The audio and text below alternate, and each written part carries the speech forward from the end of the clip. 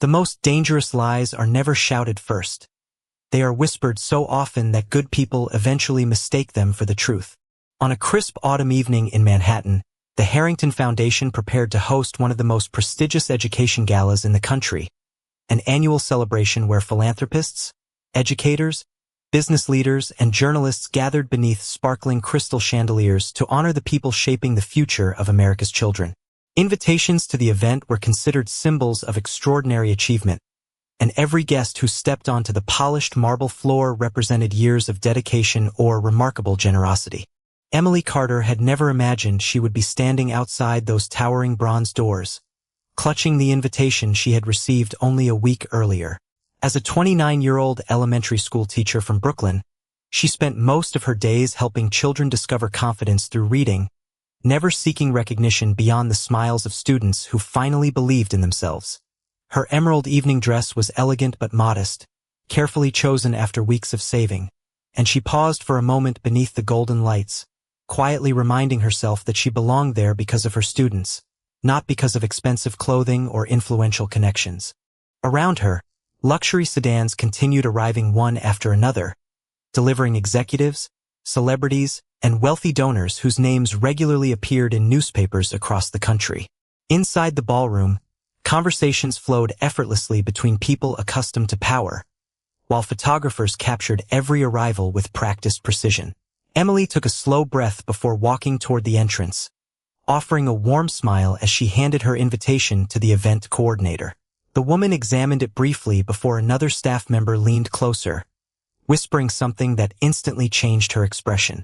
Their polite smiles disappeared, replaced by uncertainty.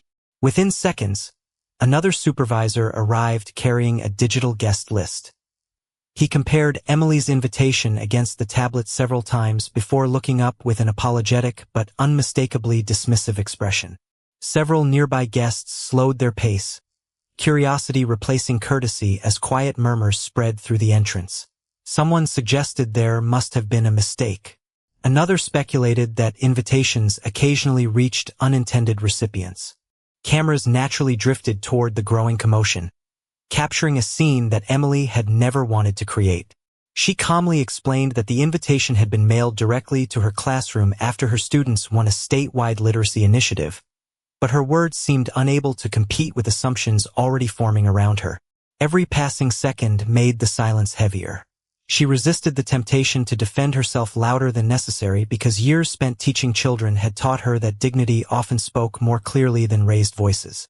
Yet embarrassment settled quietly in her chest as more eyes turned toward her. At that exact moment, another black luxury sedan stopped beneath the entrance canopy. Conversations throughout the lobby faded almost instantly. Ethan Blackwood stepped out wearing a midnight blue tuxedo tailored with understated elegance.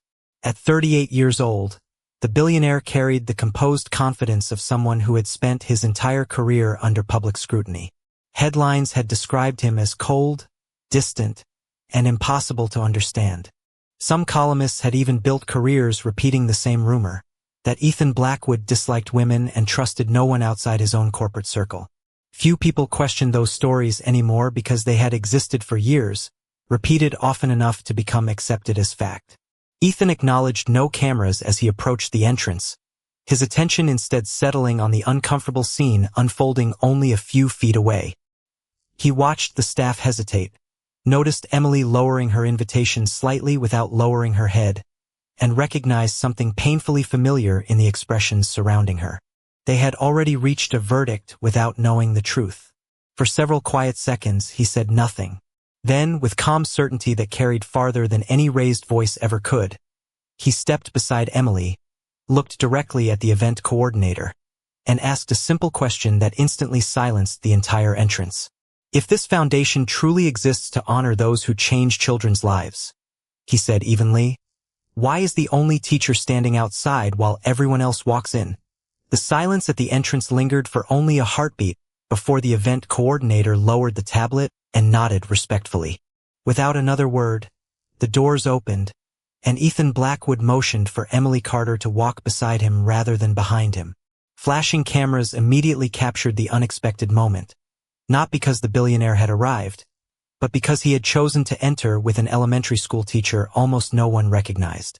The ballroom, filled with polished marble, fresh white orchids, and soft orchestral music, seemed to pause as hundreds of conversations quietly dissolved into curious whispers.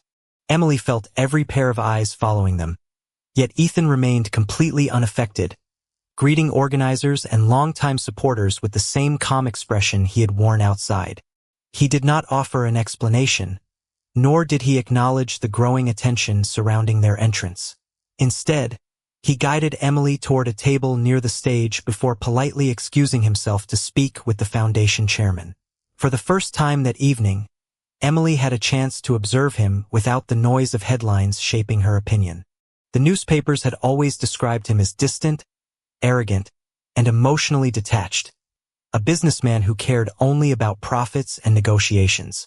Television commentators often repeated another rumor with remarkable confidence, claiming that Ethan deliberately refused to support organizations led by women and rarely attended events honoring female professionals. Emily had never questioned those stories because she had never expected to meet the man behind them. Standing only a few yards away now, she noticed something entirely different. Every staff member who approached him was greeted by name. Every volunteer received his full attention.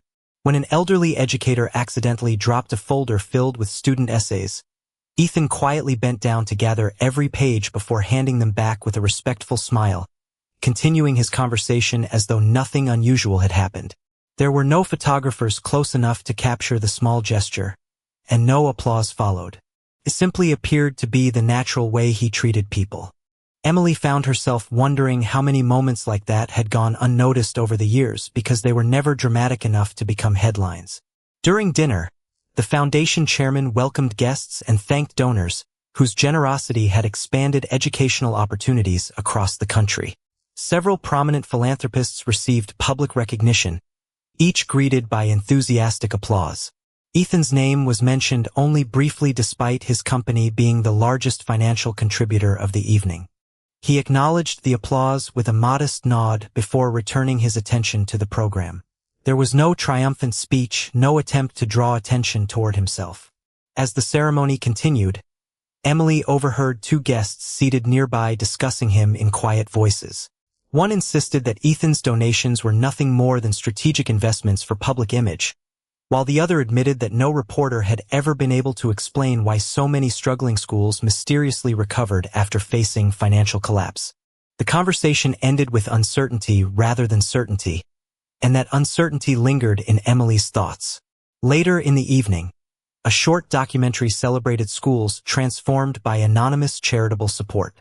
Images of renovated classrooms, updated libraries, and smiling children filled the giant screen while grateful principals described a donor who had repeatedly refused public recognition. No names appeared anywhere in the presentation. Emily watched familiar classrooms flash across the screen before suddenly recognizing one of them. It was the very reading corner inside her own school, renovated nearly 4 years earlier after severe budget cuts had threatened to eliminate the literacy program she loved. She remembered how grateful everyone had been to an unnamed benefactor who never attended the dedication ceremony. A quiet feeling settled inside her as she looked across the ballroom toward Ethan, who remained focused on the presentation with the same composed expression. He neither smiled with satisfaction nor searched the audience for admiration. For reasons she could not yet explain, Emily began to suspect that the man the world believed it understood might actually be someone almost no one had ever truly taken the time to know. The applause faded as the final presentation came to an end, but Emily Carter found herself unable to focus on the conversations that gradually returned throughout the ballroom.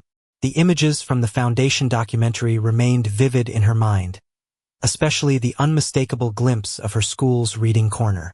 For years earlier, the aging shelves had been nearly empty, the ceiling leaked whenever heavy rains swept across Brooklyn, and budget reductions had forced teachers to purchase classroom supplies with their own paychecks.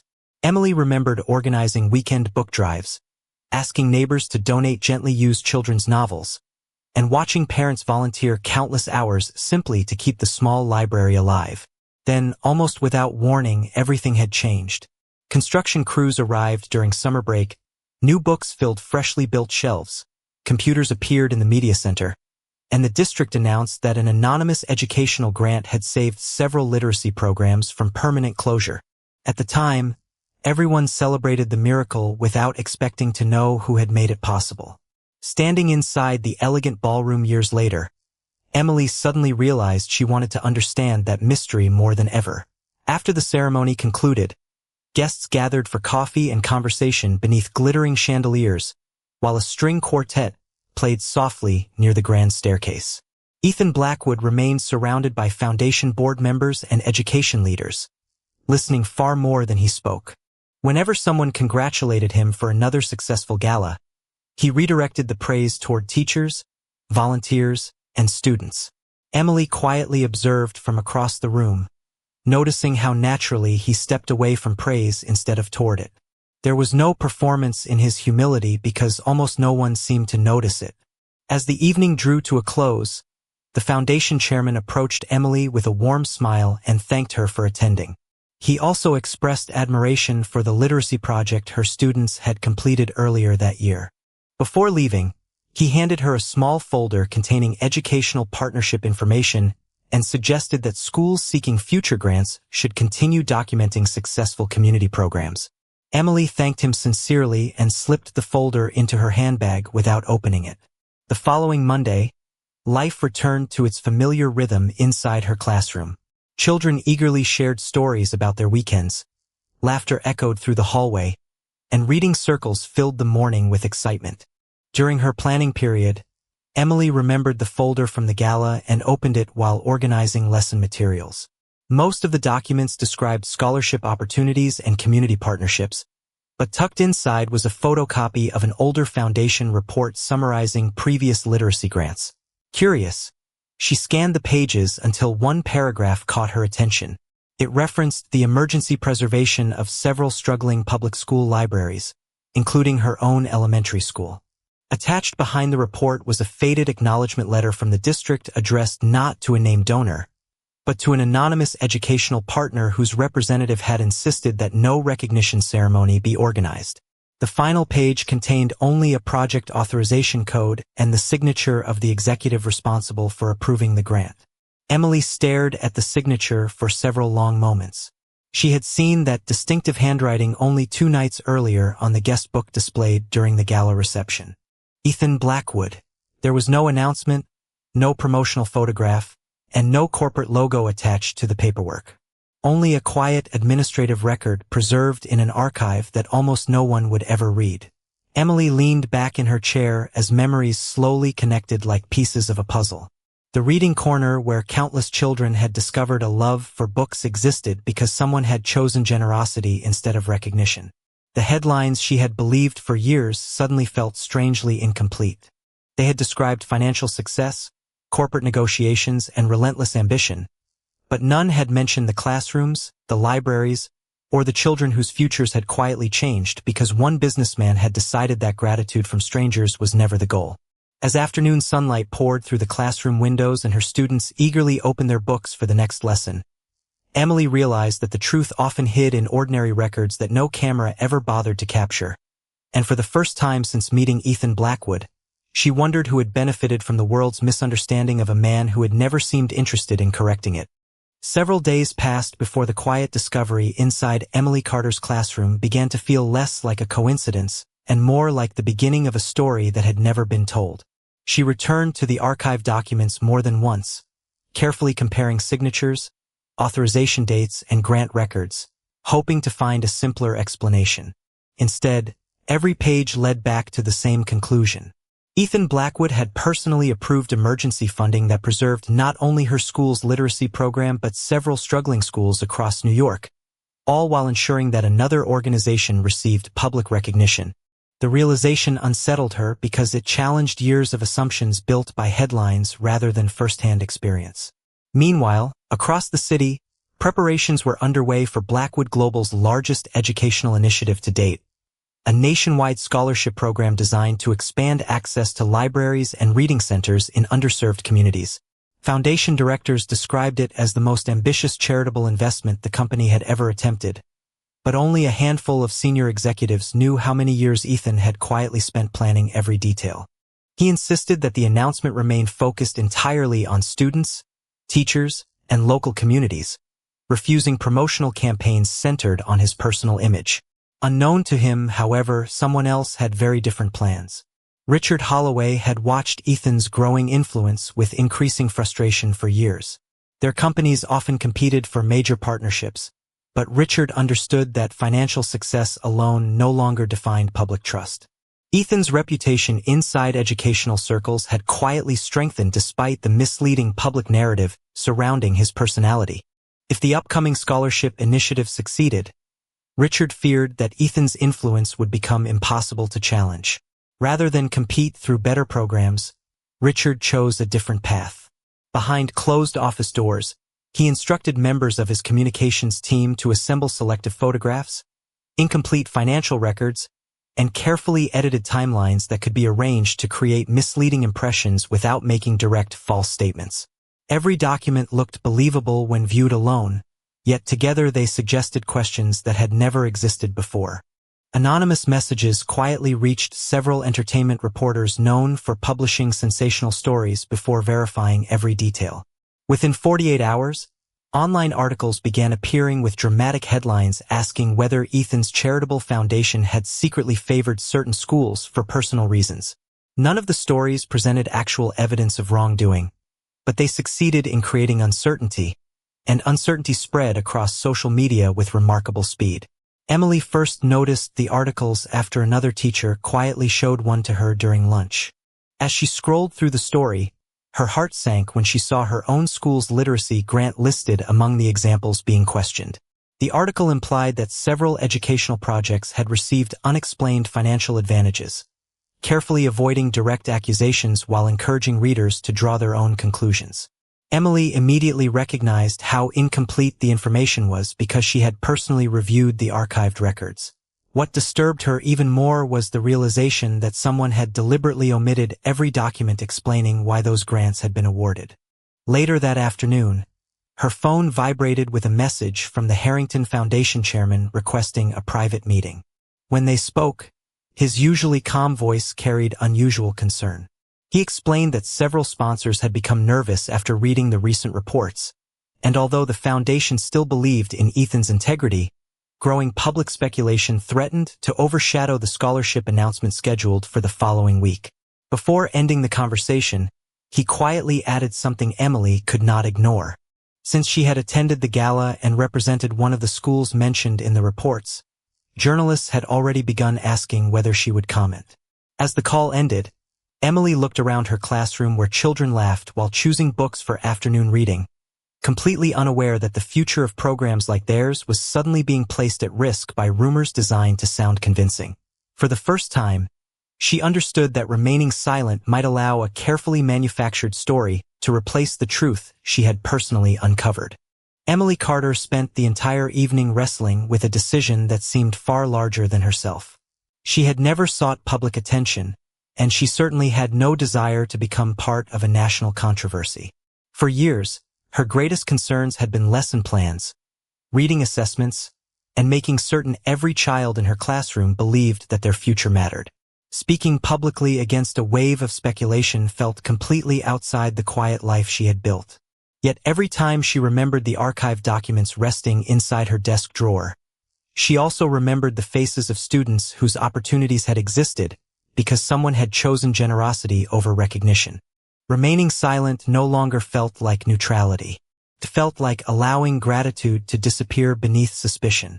The following morning, Emily requested copies of every available record connected to the literacy grant her school had received. The district superintendent, surprised by her determination, granted access to additional correspondence preserved in administrative archives. Together they reviewed approval dates, inspection reports, funding agreements, and communications exchanged during the difficult budget crisis years earlier. Every document confirmed the same sequence of events. The emergency support had been awarded after an independent review demonstrated the educational value of the literacy program. There had been no favoritism, no hidden conditions, and no personal benefit for anyone involved. Most remarkable of all, The paperwork repeatedly showed requests from Ethan Blackwood's office asking that the foundation receiving public acknowledgement be allowed to remain the visible face of the project so local educators would receive the recognition they deserved. Emily quietly closed the final folder and realized the truth was stronger than she had imagined. Meanwhile, news organizations continued discussing speculation surrounding the upcoming scholarship initiative. Television panels debated incomplete information while online commentators repeated rumors that grew more dramatic with every passing hour. Although Ethan could easily have defended himself through expensive advertising campaigns or carefully managed interviews, he chose not to respond immediately. His communications team recommended issuing brief statements denying every allegation, but Ethan declined. He understood that arguing against assumptions rarely changed determined minds. Instead, he instructed his staff to prepare every verified record connected to the foundation's educational work, believing that facts presented with patience would ultimately speak louder than emotional reactions.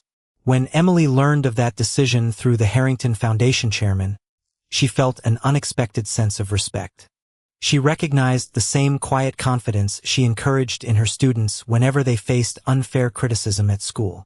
Truth did not become stronger by shouting. It became stronger by remaining consistent. 2 days before the scholarship announcement, reporters contacted Emily directly, asking whether she believed the financial support her school had received had been influenced by personal relationships. Rather than avoiding the questions, she agreed to a brief interview outside her school after classes ended. Standing beneath the familiar brick entrance where generations of children had walked through hopeful doors, Emily answered calmly and without anger. She explained that she had personally reviewed the official records preserved by both the district and the foundation. She described classrooms that had been saved, libraries that had reopened, and children whose reading programs had continued because someone cared more about education than recognition. She also made one point that quickly spread across every major news outlet. She told the reporters that the most generous people she had ever encountered were often the ones whose names appeared nowhere in the headlines, because they believed the success of children mattered more than public applause. Her words carried no accusation toward anyone and no attempt to defend a billionaire simply because of his wealth. She spoke only about what she had personally witnessed and what the documents undeniably proved. By the end of the afternoon, millions of viewers had watched the interview. For the first time since the controversy began, public conversation started shifting away from rumors and toward evidence. And across New York, many people who had never questioned the familiar narrative surrounding Ethan Blackwood began asking a different question entirely. What if they had misunderstood him all along? The morning of the scholarship announcement arrived beneath a clear blue Manhattan sky, but the atmosphere inside the Harrington Foundation headquarters remained noticeably cautious.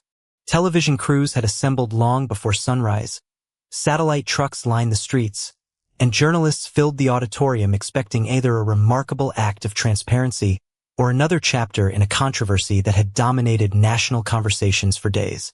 Emily Carter arrived quietly through a side entrance after accepting an invitation from the foundation chairman, still uncertain why her presence had been requested. She had not come to defend a billionaire. She had come to stand beside the truth she had personally verified. Inside a private conference room overlooking the city, Ethan Blackwood reviewed a collection of carefully organized binders containing more than a decade of educational records. Every scholarship approval, every independent audit, every financial review, every partnership agreement, and every anonymous grant authorization had been preserved with remarkable precision. Senior advisors once again encouraged him to address the rumors directly before presenting the documents, believing an emotional response might persuade skeptical viewers. Ethan listened respectfully before quietly declining the suggestion. He explained that reputations built on public opinion could change overnight, but records built on honesty remained unchanged no matter who questioned them. Rather than asking people to trust his words, he wanted them to examine the evidence themselves. Moments later, the doors to the auditorium opened, and hundreds of educators, donors, reporters, school administrators, and community leaders filled the seats. Cameras focused on the stage as Ethan stepped to the podium with his usual composed expression, showing neither frustration nor triumph. Emily sat among the invited educators, watching as complete silence settled across the room. Ethan began by thanking teachers throughout the country for carrying responsibilities that often extended far beyond classrooms. He spoke about children whose futures depended on adults choosing hope instead of convenience and reminded the audience that educational opportunity should never become a competition for recognition. Only then did he address the recent speculation. Without criticizing reporters or mentioning Richard Holloway by name, he invited every journalist present to examine the Foundation's complete financial archive. Large digital screens displayed audited reports, independent evaluations, grant selection criteria, and chronological records documenting each educational investment. Every file was supported by outside reviews, legal compliance reports, and district confirmations. As page after page appeared before the audience, the narrative built by selective information quietly unraveled. The grants questioned in recent articles had all followed identical review procedures applied across hundreds of communities. Schools had been selected according to measurable educational needs rather than personal relationships. Anonymous donations had been intentionally structured to keep public attention focused on teachers and students instead of wealthy benefactors. The evidence was not dramatic because truth rarely needed dramatic presentation. It was simply complete. Then Ethan paused and surprised everyone by inviting Emily to join him on the stage. The unexpected request caused reporters to exchange curious glances as she approached with calm determination. Standing beside the podium, she shared no prepared speech and made no attempt to praise the man beside her. Instead, she described the children who had learned to love reading because a neglected library had been restored without anyone asking for applause. She explained how she had personally reviewed years of archive documents and discovered that every important decision had been guided by fairness rather than influence. Looking toward the audience of journalists, she said that trust was never built by impressive headlines but by ordinary acts of integrity repeated year after year when no cameras were watching. Her quiet sincerity carried through the auditorium with unexpected power. Reporters who had arrived searching for conflict instead found themselves documenting transparency. As questions continued, independent auditors confirmed the authenticity of every record, and foundation partners publicly verified the procedures behind each scholarship program.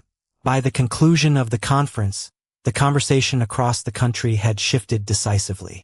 Attention no longer centered on rumors or speculation, but on thousands of children whose educational opportunities had been protected by years of patient generosity. Somewhere near the back of the auditorium, Richard Holloway quietly slipped out before the final questions had ended. While on the stage, Ethan and Emily remained focused not on victory, but on the future waiting for the students whose dreams had always mattered most. In the weeks that followed, the headlines that had once been filled with suspicion slowly gave way to stories of classrooms, libraries, and students whose lives had quietly been transformed over the years. The public conference had not erased every critic, but it had changed something far more important. It had reminded people that evidence carried greater weight than assumptions. Emails began arriving from teachers across the country, sharing photographs of reading programs that had survived because of anonymous grants. Principals who had remained silent for years finally stepped forward to describe the unexpected support that had helped them keep after-school tutoring, literacy workshops, and family learning nights alive during difficult financial seasons. Instead of becoming the center of attention, Ethan Blackwood encouraged every interview request to include educators who had devoted their lives to children long before any charitable foundation became involved. He insisted that success belonged to communities willing to invest in young people together rather than to any individual donor. Emily Carter watched this quiet consistency with growing admiration. She realized that the integrity she had witnessed at the gala had never been a single remarkable moment. It was simply the way Ethan chose to live every day. One afternoon, several weeks after the conference, Ethan invited Emily to visit Blackwood Global headquarters. Expecting another formal meeting, she arrived carrying a notebook filled with ideas from fellow teachers who believed educational partnerships could become even more effective if local schools participated in planning instead of merely receiving financial support. Rather than leading her into an executive boardroom, Ethan welcomed her into a bright collaborative workspace where architects, educators, librarians, and community leaders were gathered around large tables covered with maps, school district reports, and children's reading surveys. There were no elaborate presentations introducing ambitious corporate branding campaigns. Every discussion centered on practical questions. Which neighborhoods lacked libraries within walking distance? Which schools needed technology upgrades? Which communities required bilingual reading resources? Emily quickly realized she had not been invited to observe. She had been invited because her experience inside an elementary classroom offered insights that financial experts could never provide. As the conversations continued throughout the afternoon, Ethan listened carefully each time teachers described the everyday challenges students faced beyond textbooks. He asked thoughtful questions about transportation, family literacy nights, volunteer mentorship, and classroom reading habits, writing notes himself instead of asking assistants to summarize later. Emily suggested creating neighborhood learning centers where families could borrow books, attend weekend workshops, and receive tutoring without traveling across the city. Rather than immediately approving the idea because it sounded inspiring, Ethan asked how local educators believed such centers should operate. The discussion that followed lasted nearly 2 hours and concluded with a decision to establish a pilot program designed by teachers, supported by community organizations, and funded through the foundation without placing unnecessary administrative burdens on schools. Watching that decision unfold, Emily understood why so many successful projects had quietly flourished under Ethan's leadership. He never assumed wealth automatically produced the best answers. He believed lasting solutions were built by listening first.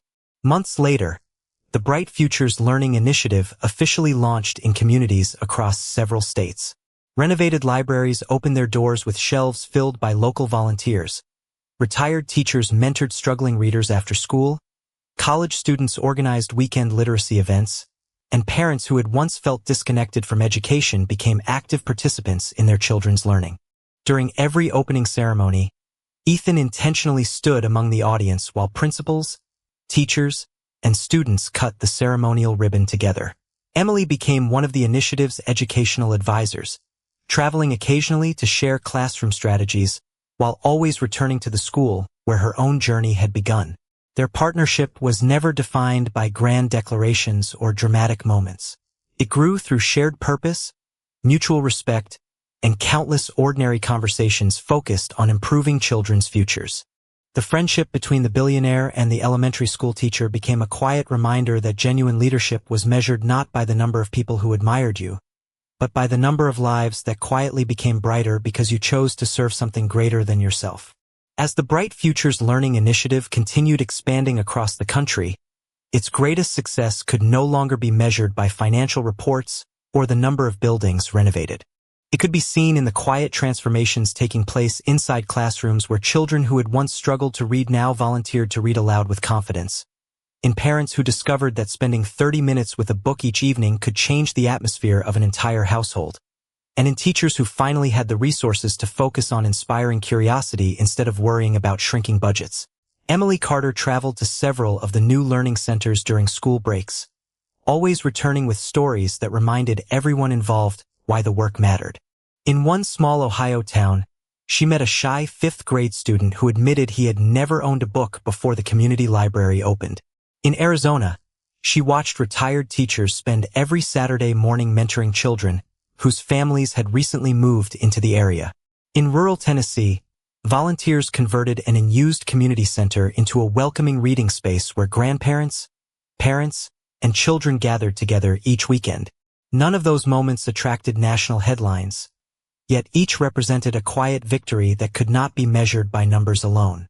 Ethan Blackwood continued approaching every expansion with the same discipline that had guided his business career, insisting that every new project begin by listening to local educators before a single dollar was invested.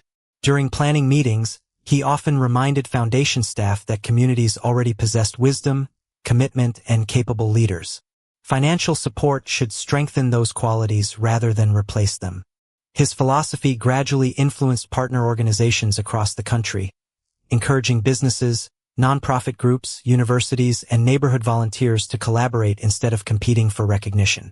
The initiative soon became known not because of one billionaire's generosity, but because it united people who believed that every child deserved an opportunity to discover confidence through education. Nearly a year after the scholarship program first launched, the foundation organized a national gathering where representatives from dozens of participating communities shared their experiences. The event took place inside a modern convention center overlooking the Hudson River, but the stage belonged not to executives or corporate sponsors. Instead, students, teachers, librarians, parents, and community volunteers told their own stories. Emily listened with quiet emotion as one young college student explained that years earlier she had received one of the initiative's earliest literacy scholarships after attending a neighborhood reading center. She now planned to become an elementary school teacher because someone had once believed in her potential before she believed in it herself.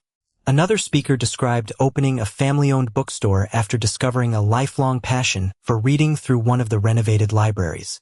A pediatric nurse spoke about how books she borrowed from a community learning center had inspired her medical career. Each testimony revealed a simple but powerful truth.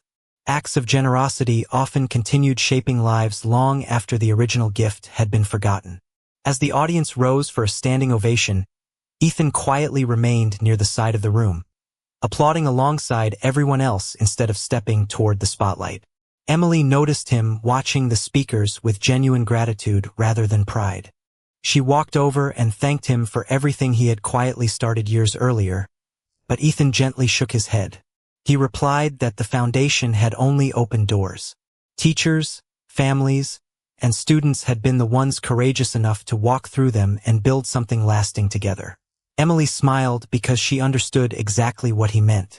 Real legacies were never created by wealth alone.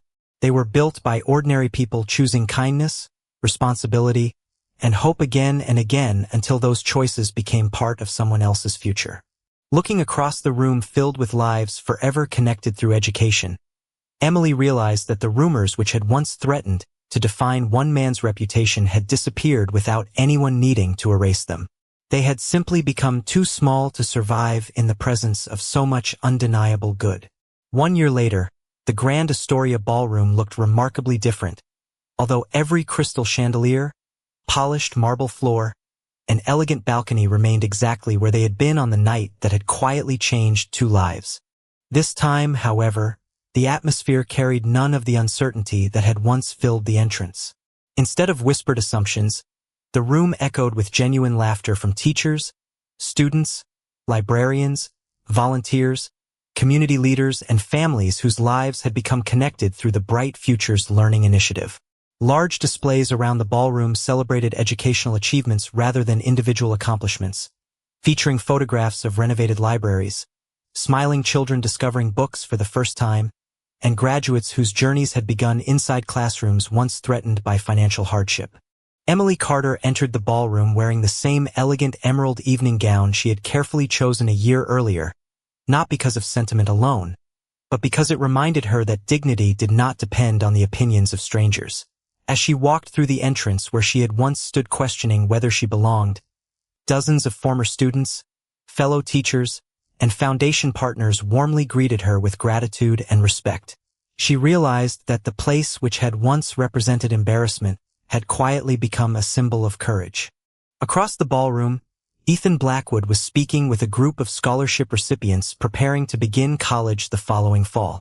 He listened with the same quiet attention that had always defined his leadership, congratulating each student while encouraging them to remember the teachers and families who had believed in them first. Although countless guests approached him throughout the evening, there was still no trace of the self-importance that many had once assumed defined his character.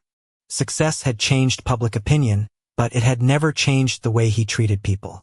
As the evening program concluded, the foundation chairman stepped onto the stage and thanked every educator, volunteer, donor, and student who had contributed to the initiative's remarkable first year. He announced that literacy rates had improved in participating districts, community learning centers continued welcoming thousands of families every month, and additional partnerships would soon expand into even more neighborhoods across the country.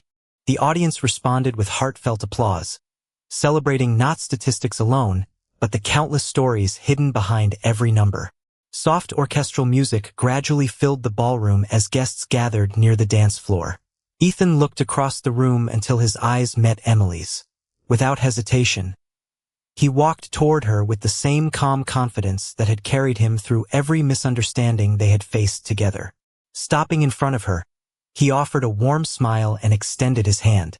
There was no dramatic declaration and no need for elaborate words. With simple sincerity, he thanked her for choosing truth when remaining silent would have been easier and for reminding him that trust could be rebuilt one honest decision at a time. Emily accepted his hand with a grateful smile, telling him that the greatest lesson she had learned from the past year was that kindness often worked quietly for a very long time before the world finally noticed it.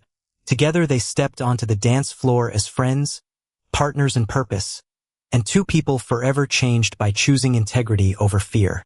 Around them, teachers danced with former students, parents celebrated new opportunities, volunteers embraced neighbors, and children laughed beneath the glow of crystal chandeliers that reflected countless points of light across the ballroom. Looking around at the lives connected by compassion rather than circumstance, Emily realized that genuine wealth had never been measured by bank accounts or public admiration. It was measured by the number of people who could look toward tomorrow with greater hope because someone had quietly believed in them today. As the music continued and the evening slowly drew to a close, the ballroom no longer remembered the rumors that had once filled its entrance. It remembered only the lasting power of dignity, truth, and the extraordinary difference that ordinary acts of kindness could make when they were offered without expecting anything in return.